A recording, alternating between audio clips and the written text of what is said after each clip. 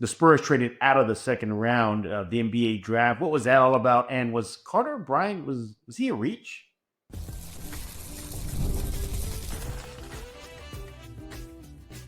You are Locked On Spurs, your daily San Antonio Spurs podcast, part of the Locked On Podcast Network.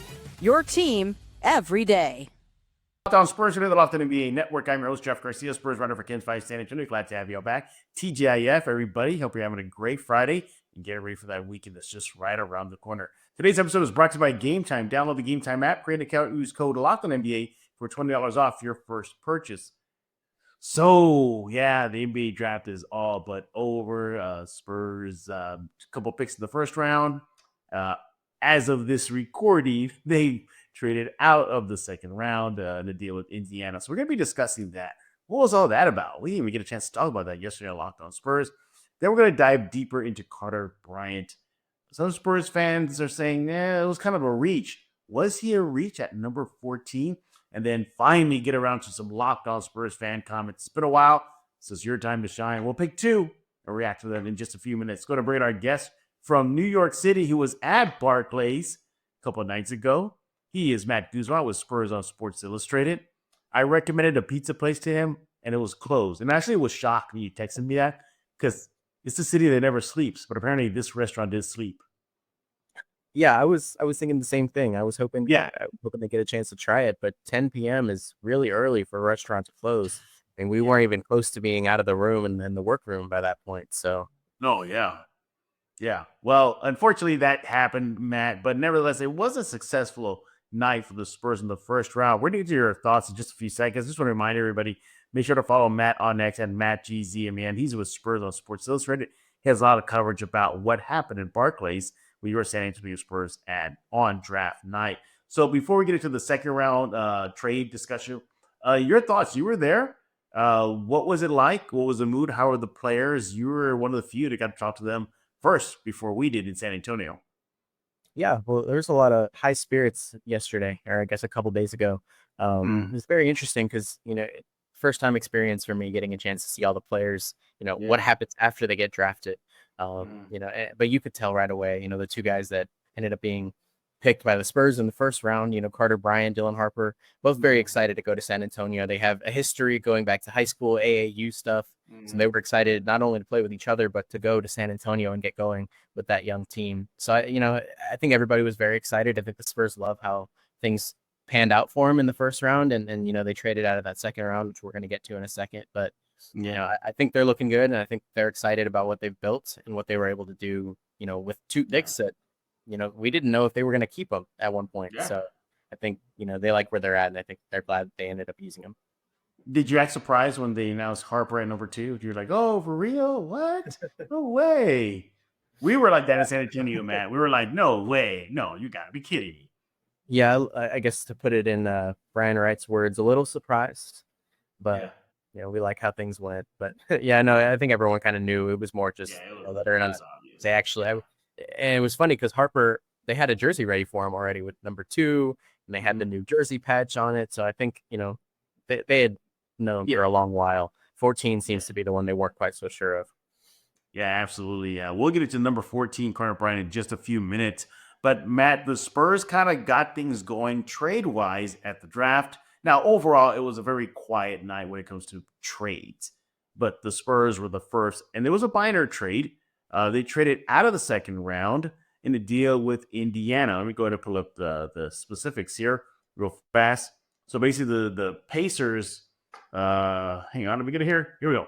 They traded the Spurs, that is, traded number 38 in the second round to Indiana for a future second round pick and that good old buddy cash. So, why do you think the Spurs traded out of the second round?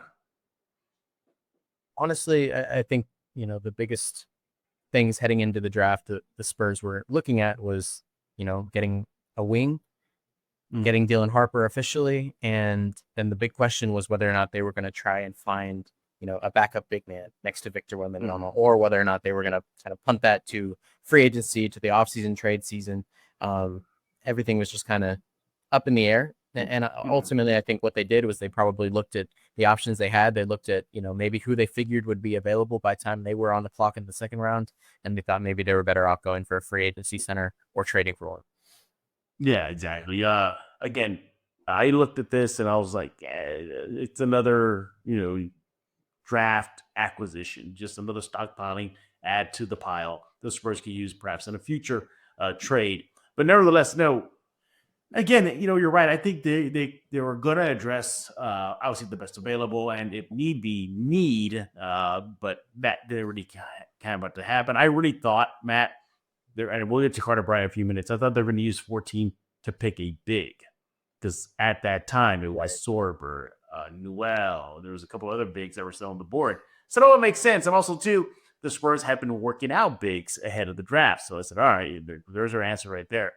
But when Carter Bryant got picked, I was like, wow, that's interesting. But nevertheless, though, again, a minor move. I don't think it was earth-shattering. Now, as of this recording, maybe they could have traded back into the second round. But barring that, no, I just think the Spurs probably saw it as an asset they can use in a deal, and they definitely did that. I think it benefits in more so Indiana. I think that's how they broke it down. Let's see if I can figure it out here. Basically, it's just the Pacers getting into the draft. That's what it came down to, just them having a pick. So it helped Indiana. It wasn't a first round pick, but it was a second round pick, nevertheless. So yeah, not too exciting of Trayvon for the Spurs. That was the only big trade the Spurs did on draft night. Matt, what was the vibe though at Barclays when the players were picked? How were their families, friends? How was the atmosphere when they were chatting with y'all? Yeah, absolutely. Well, both of them admitted to getting really emotional when they heard their name called, which I guess is pretty standard across any player to any team. Yeah. But you could tell that I think both of them got FaceTimes from Victor Wembanyama. Dylan Harper was formally introduced to his new teammate, and Carter Bryant got a call at 4 a.m. for Victor. So they started getting in touch with these people, calling Mitch right away, and the families. It's funny. I was walking in the tunnels and I caught the Spurs social media team doing interviews with some of, I believe it was Carter's family, just asking, how it felt, what are you feeling? And everyone just said, it's surreal. It's amazing to be here. So everyone was in high spirits. And I think, when you look at a team like San Antonio, an organization like San Antonio, the general perception is, it's a great organization. They're great people. They treat you well. It's, they do things differently. So I think there's no better team for these two young rookies to look forward to going and joining than the Spurs. Did you get to see Ron Harper, Dylan's dad? I didn't, not personally, no. Okay. But Dylan talked about his dad and the role he's played up till now. So I think now we can finally see Ron on Twitter embracing San Antonio a little bit more. Yeah, I'm pretty sure you saw, but he's asking San Antonians the favorite, the best cigar place. So I did see that. Yeah.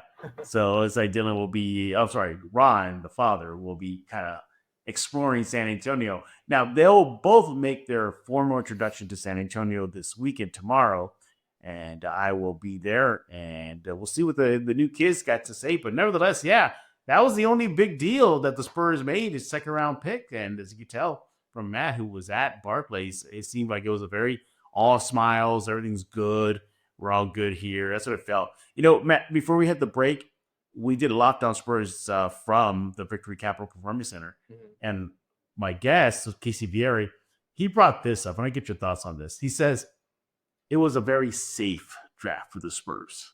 What do you think about that? Absolutely. And I think, Dylan Harper was going to be there, assuming the Mavs didn't punt on Cooper Flag. And so, when you look at that pick, it's even more safe because you either get Dylan Harper, the guy you've been wanting, or you stumble into Cooper Flag because the Mavs decide to go with somebody else. And then with 14, there was so many different options of forwards, of big men, backup centers that you could draft and look at. There was at least 6 that, fit a bill of, maybe they could play next to Victor Wembanyama or, what do they bring to the Spurs team? It's something positive. It's something that they don't have. And so I think there wasn't, dare I say, a way to go wrong with number 14, whether or not they, assuming they used it, and they ended up using it for Carter, obviously. But I didn't think that there was many ways that they could mess up the pick there. There was a lot of different skill sets that could easily fit into the roster, and I think they picked the one that was right for them. So I think of a better way to hit our first break here, talking about Mr. Carter Bryant. Yeah, a lot of Spurs fans are kind of divided about whether or not the Spurs may have made a reach for Carter at 14. We're going to discuss that when we get back right here on Locked On Spurs, joined by Matt Guzman from New York City. He attended the 2025 NBA draft at Barclays. We're going to get his thoughts on Carter Bryant and much more right here on Locked On Spurs. Hey, but first I want to talk to you about Skims. When I found out Skims was making underwear for men, I was intrigued. I heard so much about their quality from friends and family that I had to give it a try. And let me tell you, it lives up to the hype. Look, you've probably had issues with underwear. I know I have. But it's just the fit, the comfort, right? Sometimes it doesn't work. That's where Skims comes in. Their men's line offers something for everyone.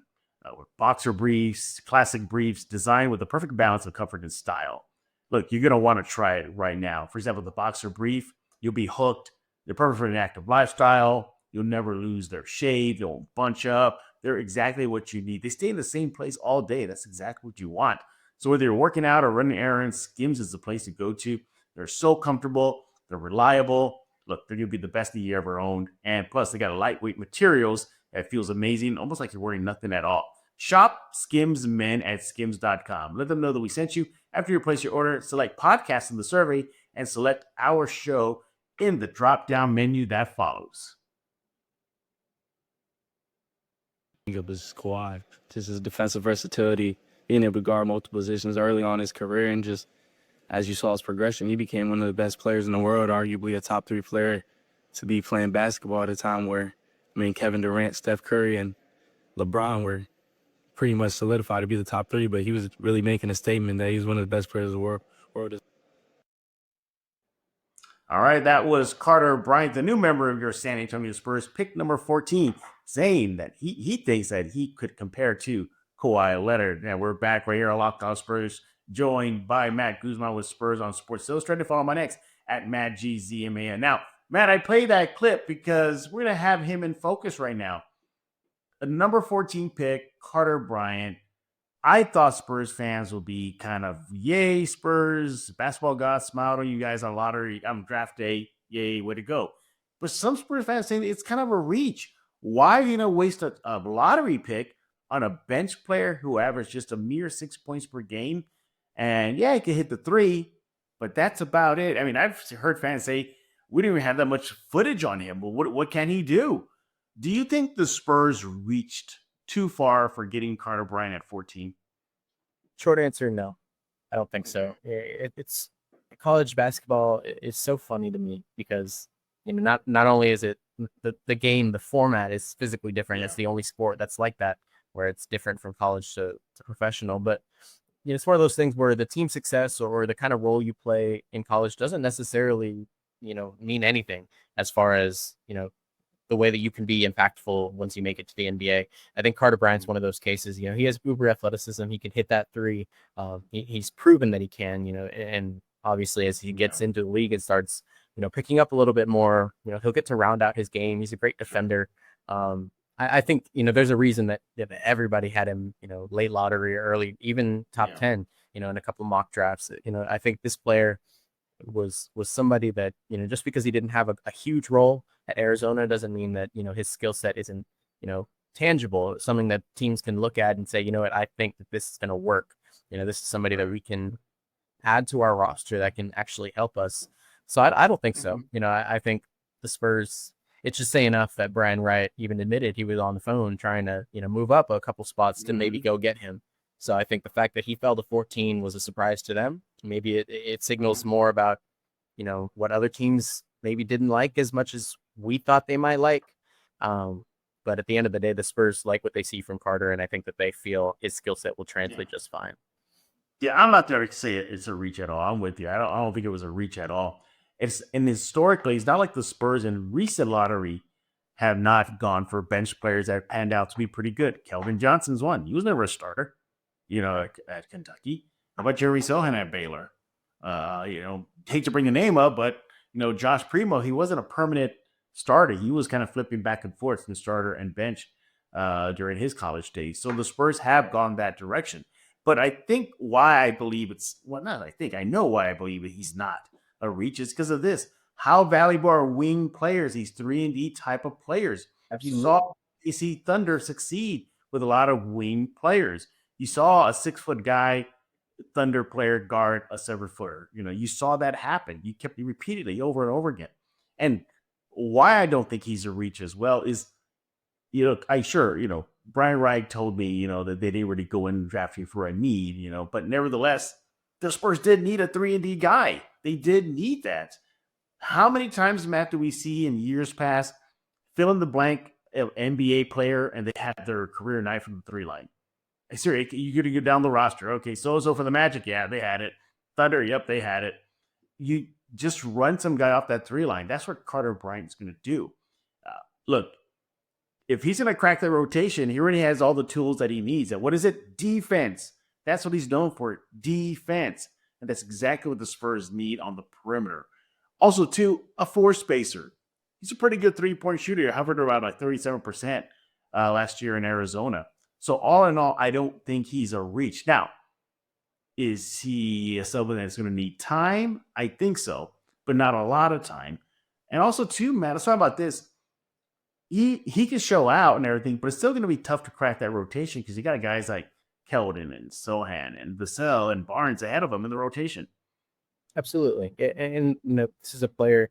It's always funny to me, too, when going forward, this guy's a reach or they should not have done that. Well, who did you want to get at number 14 that you think is going to be, this all-world player that we've missed out on, that your team has missed out on? To me, like you mentioned, Brian Wright said it. They don't go into the draft looking for needs specifically. They have their needs in mind, absolutely, when they're making their board. But, they're going to pick whatever player they feel has the highest upside. And he says it all the time. Highest upside, somebody who you feel can be part of what you have moving forward. And the Spurs aren't expecting Carter Bryant to be Dylan Harper. They're not expecting him to be Victor Wembanyama or even Johnson as, the resident 6th man. They need him to be able to go in and make 3 points and then go and play defense on the other end. A guy like Julian Champagnie, even from this past year, he was a big asset to that team from 3-point line. And now you have a second tenable shooter from range. You have somebody who, is willing to play a role and to, just make his other teammates better. And I think that that's something that they really valued. And, to me, it's a no-brainer when you go and add somebody that you do need and can use, especially in year one. Yeah, and even mock drafts had Carter, being picked before number 14. So even the mock draft saw that this kid is special. And fortunately for the Spurs, hit them on the lap. And you mentioned the word surprise. And that's how Brian Wright started off the conference. That people were surprised. We were surprised. What were they surprised about? That Carter Bryant fell to 14. And they grabbed him. Now, I did ask Brian Wright a couple nights ago, kind of in the same vein of like, well, I know, need is not a thing. But I did ask him, was on the to-do list, maybe just look at bigs out there. And he doubled down. He told me, like, no, not necessarily. He said, that's not the way they approach the draft. They look at the best available. And at that time, it was Carter Bryant. Now, were there bigs on the board that maybe could have helped? Sure. Sorber was on the board. Austin Newell was on the board. But considering that the Spurs have been telegraphing that they're kind of going with positionless basketball, that checked the box there too. Carter Bryant is positionless. And Matt, don't you think it also kind of reinforces the Spurs that maybe they want their identity to be defense because they got a lot of defensive guys now? Absolutely. And I think that's something I touched on a couple times at the end of last season, some of the questions I was getting to ask these players. You have Stephon Castle, you have Jeremy, you have Victor Wembanyama. Now you're adding Carter Bryant. They have a solid core of players that know how to play defense that, my favorite quote of the year, honestly, was Steph Castle when he talked about, I need to play defense first. And he wanted to be able to do that so he could earn the respect of his teammates. And then he went on to say that he's not going to speak and say things on the court because he has to earn his voice first. But that started with defense. And, the Spurs team is now building itself around Victor Wembanyama, who is, probably, dare I say, the most generational defender we've seen in years and decades almost. And so, for a team that has that as its anchor, and then this, I have no doubts this free agency period, they're going to go and look for a center who can play defense as well. It's something that they've, built around, and I think that that's going to help them out in the end. And we just saw, the Oklahoma City Thunder, a team with the best defense in the league this year, and probably last couple seasons. That's what got them to the top, and I think the Spurs are looking to kind of go that route. Yeah, exactly. I tip my cap to the young kid for saying Kawhi Leonard in that path, and I hope he gets to that way, but he has a while to go before he reaches that level. But look, if that's the blueprint that he's going in with, I'm all for it. Yeah, you want to be this incredible two-way player, go for it. You want to reach like a Kawhi Leonard level, yeah, by all means do that in San Antonio. But to say he's a reach, no, I'm not there yet. Now, he's going to get an early shot to prove what he can make. And yes, and I get it. It is summer league, but Brian Wright did confirm with me that, yeah, that is a plan to send him and Harper to the summer league. So Spurs fans would get a bigger sample size of what Bryant can do. Here's the thing, though. If I could project and look at the crystal ball here, would you be surprised if he's in Austin? No, I'm with you. Yeah, I'm with you. I think, not playing in Austin is pretty much reserved for a top 10 pick. Mm. Yeah. I think he's going to be there. I think he has to. Not necessarily because he doesn't have the skill set to be on the NBA court. He does. He got picked by an NBA team. It's just the rotation is kind of playing against him right now. Yeah, he'll be just there on the bench. And why let that happen to a player? I mean, look what Malachi Branham did last year. He volunteered to go to Austin to get some reps in. So if Malachi can do that, I'm pretty sure Carter Bryant, a rookie, can do the same thing as well. But no, I expect him wearing an Austin jersey next season. And will he get playing time in San Antonio? Sure. If they're blowing out a team or they're on the opposite end of a blowout, they're not doing well, or injuries do happen, there will be a chance for Carter Bryant to play. But let's not go there yet, fans. Let's not say he's a reach. Let the kid play a bit. Then we can make a judgment after next season is over. But all in all, Matt, before we get into the fan comments here in a few seconds, what do you think your grade would be for the Spurs on draft night? I think A. I think it's an A. I'm still in college, so sometimes that A+ and A have the same GPA weight. So it doesn't really matter. But I put him right there at the top range. Yeah, I'm with you. I give him an A. But go ahead. Sorry. No, you're good. We talked earlier about it being a safe draft, and I think that they went out and got their guy in Dylan Harper, and they got the guy that they were hoping to get at 14 without having to give up anything. And so I think, they got two things that they really wanted, and that constitutes a good draft. Yeah, for me, exactly is that. It's an A. It's an A. It's a no-brainer with Dylan Harper, so check. And then Carter Bryant falling down to 14, you grab him and be, pretty much building that positionless basketball team in San Antonio, and he's going to fit right in. So, yeah, A for me. But, hey, we're not done talking. When we get back, we're going to be looking at your comments, Locked On Spurs fan comments. What are y'all talking about over at the Locked On Spurs YouTube page with Matt Guzman with Spurs on Sports Illustrated. Make sure to follow him on X at MattGZMAN. Hey, I want to talk about game time. Have you ever decided at the last minute to head to the ball game with friends or family? Maybe it's game day and you suddenly realize that you want to be at the stands, right? That's exactly where Game Time comes in. It's the easiest way to grab last-minute tickets without the stress. With the money you save on tickets, you can splurge on food, drinks, merch, or even invite a bigger group to come with you. Game Time makes it all possible. Game Time makes buying tickets fast and simple. Prices on the app actually drop the closer you get to the first pitch. And they got incredible deals, last-minute deals. We got clear seat views. What else you get? Oh, yeah, the lowest price guarantee that takes the worry out of buying. Game Time is the official ticketing partner of Locked On MLB, making it easy to browse the app for exciting upcoming MLB games like the Rangers or the Astros. Game Time has last-minute tickets, zone deals for big savings like 10% off exclusive zone deals for FIFA Cup or FIFA Club World Cup matchups. That's going to be fun. Seat views in the right app before you buy. Look, you just know exactly where you'll be. Take the guesswork out of buying tickets with Game Time. Download the Game Time app, create an account, use code LOCKEDONNBA for $20 off your first purchase. Terms apply. Create an account, redeem code LOCKEDONNBA for $20 off. Download the Game Time app today. Last minute tickets, lowest price guaranteed. And we're back right here on Locked On Spurs, joined by Matt Guzman. He's with Spurs on Sports Illustrated. Follow my next at MattGZMAN. He was at Barclays a couple nights ago for the NBA Draft 2025, and I'm assuming you had a good time there, Matt. I did, yes. The funny thing was I had a voucher for food, and I was going to wait till after all the madness died down, and then all the shops closed. Yeah. So I didn't get a chance to eat at the arena, but otherwise I had a great time. Yes, it was surreal. You know, there's a chicken sandwich spot that is to die for at the main entrance. I'm pretty sure the main entrance where they had the red carpet. If you had gone that way and then taken the left, it would have been the first stand. And yeah, you missed out, man. Sorry about that, man. Maybe next year. Well, hopefully not. I hope you're not at the draft next year, because that would mean the Spurs sucked again. All right. Well, it's time to. Yeah, that's true. Right? It's time to look at some Locked On Spurs fan comments. Let's see what you guys were talking about. Yeah, it's been a while. We haven't done this in quite some time, so I figured it's time to catch up here. All right. First comment comes from Marquez Giles Z7E. He says, quote, Spurs got a left-handed combo guard that will start his career off on the bench.